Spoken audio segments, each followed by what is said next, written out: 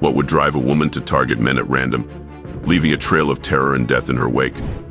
This is the chilling story of Joanna Dennehy, a seemingly ordinary woman who became one of Britain's most notorious serial killers.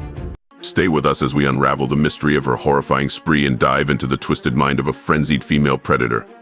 What was her motive? Could it have been prevented? Share your thoughts in the comments below as we embark on this journey through one of the most unsettling cases in recent history. The early life of Joanna Dennehy. Joanna Dennehy was born in August 1982 in St. Albans, Hertfordshire. Her early life was marked by instability and rebellion. By her teenage years, she had started experimenting with drugs and alcohol, leading to a life of crime and chaos. She dropped out of school and fell into a pattern of petty crimes, which eventually escalated. Dennehy's troubled background is crucial to understanding her later actions. She had a history of self-harm and was diagnosed with borderline personality disorder, which often leads to impulsive behavior and intense, unstable relationships. Her relationship with her family deteriorated, and she became estranged from them. What do you think pushes someone over the edge? Is it nature, nurture, or a mix of both? Share your thoughts on how much a person's background influences their future actions. The prelude to madness. In her 20s, Dennehy's life continued on a downward spiral. She had 2 daughters but showed little interest in motherhood. Her relationship with her partner was tumultuous, and she frequently ran away, leaving her children behind. Dennehy's fascination with violence grew during this period, and she started carrying knives.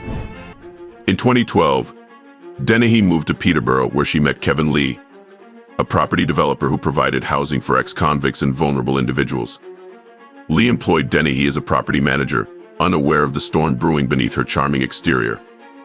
She began a relationship with him, but her intentions were far from romantic. What motivates someone to hide their true self from those around them? Do you think people like Dennehy can truly hide their dark desires, or do they eventually slip up? Comment below with your thoughts. The killing spree begins. In March 2013, Joanna Dennehy's life of crime took a deadly turn. Her first victim was Lukasz Slabasiewski, a Polish national who lived in one of Lee's properties. Dennehy lured him to a flat with the promise of sexual favors before stabbing him to death. She kept his body in a wheelie bin for several days before dumping it in a remote ditch. Her second victim was John Chapman, a housemaid who also lived in one of Lee's properties. Dennehy stabbed Chapman while he slept, leaving his body to be discovered later. The third victim, Kevin Lee, met a similar fate. Dennehy stabbed him multiple times and then dressed his body in a black sequin dress before dumping it in a ditch. Why did Dennehy target these men? Was it random, or did she have a specific plan? Comment your theories below. The capture. Dennehy's killing spree didn't end there. She fled to Hereford with her accomplice Gary Stretch, a known criminal.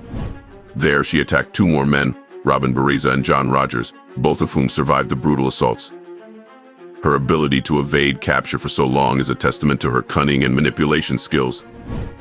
Eventually, the police caught up with Dennehy and Stretch, ending their reign of terror. Dennehy showed no remorse during her arrest and even taunted the officers. Her cold, calculated behavior shocked everyone involved in the case. What do you think drives someone to such extreme acts of violence? Is it mental illness, a desire for power, or something else entirely? Let us know your thoughts. The trial and sentencing. During her trial, Dennehy's lack of remorse was evident. She pleaded guilty to all charges, including the murders and attempted murders. The judge described her as a cruel, calculating, selfish, and manipulative serial killer, and sentenced her to life imprisonment without the possibility of parole. Gary Stretch received a life sentence with a minimum term of 19 years. Dennehy's case is particularly chilling because of her apparent enjoyment in causing pain and suffering. She even expressed a desire to kill more people, including the police officers who arrested her. Her complete lack of empathy and remorse makes her one of the most dangerous individuals in British criminal history. Do you think justice was served in this case? What more could have been done to prevent these murders? Share your opinions in the comments. The aftermath. The aftermath of Dennehy's killing spree left a lasting impact on the victims' families and the community. Kevin Lee's family in particular was devastated by his brutal murder. The case also raised questions about how individuals with severe personality disorders are managed by the healthcare and criminal justice systems. Dennehy's case is a stark reminder of the potential for extreme violence in individuals with severe mental health issues. It also highlights the importance of early intervention and support for those exhibiting signs of dangerous behavior. Do you think more could be done to identify and help individuals like Dennehy before they commit such heinous acts? Comment below with your thoughts. Psychological profile. Understanding Dennehy's psychological profile is key to comprehending her actions. Experts have suggested that her borderline personality disorder, combined with antisocial traits, created a perfect storm for her violent behavior. Her impulsivity, lack of empathy, and need for excitement drove her to commit these horrific crimes. Dennehy's case also raises important questions about the treatment and management of individuals with severe personality disorders. Could better mental health support have prevented these murders? What role do genetics and environment play in creating a killer? What do you think? Can mental health interventions truly prevent such violent outbursts? Or are some individuals beyond help? Share your opinions in the comments. Society's role. The case of Joanna Dennehy forces us to examine the role of society in creating and identifying such dangerous individuals. Was Dennehy's violent behavior a result of societal failures, or was it an inevitable outcome of her psychological makeup? The debate continues, with many arguing that a better support system could have made a difference. Dennehy's story is a cautionary tale about the importance of early intervention, mental health awareness, and community support. It challenges us to reflect on our own responsibilities in preventing such tragedies. Do you believe society failed Joanna Dennehy, or was she destined to become a killer? Comment below and share your thoughts. The public's reaction to Dennehy's case was one of shock and disbelief. Many couldn't comprehend how a woman could commit such brutal acts. The media coverage of the case was extensive, and Dennehy quickly became one of the most infamous serial killers in the UK. The case also sparked a broader discussion about the nature of evil and the capacity for violence in women. It challenged stereotypes and forced society to confront uncomfortable truths about gender and violence. What was your reaction to Joanna Dennehy's case? Did it change your perception of female serial killers? Share your thoughts in the comments. Lessons learned. The case of Joanna Dennehy offers several important lessons for law enforcement, mental health professionals, and society as a whole. It underscores the need for better mental health support, early intervention, and comprehensive risk assessment for individuals showing signs of dangerous behavior. Dennehy's story is a tragic reminder of the potential for violence lurking beneath the surface of seemingly ordinary lives. It challenges us to remain vigilant and proactive in identifying and addressing the warning signs of such behavior. What lessons do you think can be learned from this case? How can we better prevent similar tragedies in the future? Comment below with your ideas. The legacy of Joanna Dennehy. Joanna Dennehy's legacy is one of fear and tragedy. Her brutal killing spree left a lasting scar on the community and the families of her victims.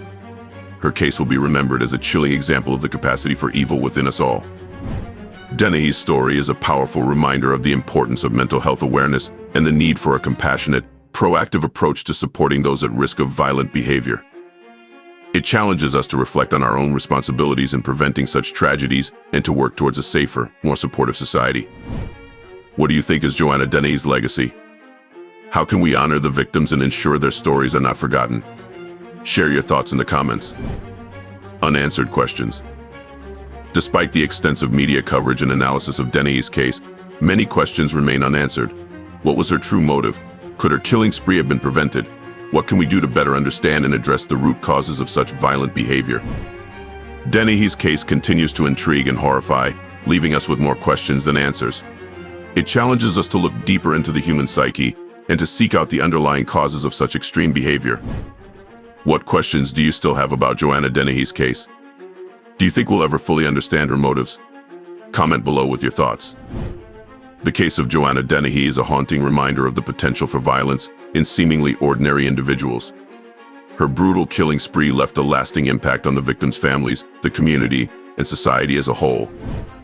It challenges us to reflect on our own responsibilities in preventing such tragedies and to work towards a safer, more supportive world.